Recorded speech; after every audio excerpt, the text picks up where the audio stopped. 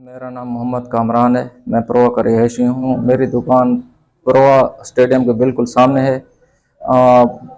Battery और solar system की 25 और 26 की दरमियानी शब मेरी दुकान के ताले तोड़कर सारा सामान चोरी करके ले गए हैं।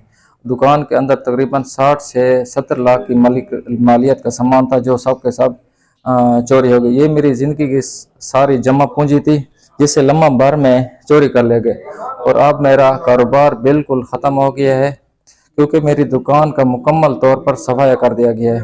पुलिस की जानिब से जितनी भी तफ्तीश हुई है उससे मैं बिल्कुल मुतमईन नहीं हूँ। मेरा कोई भी अज़ाला नहीं हुआ।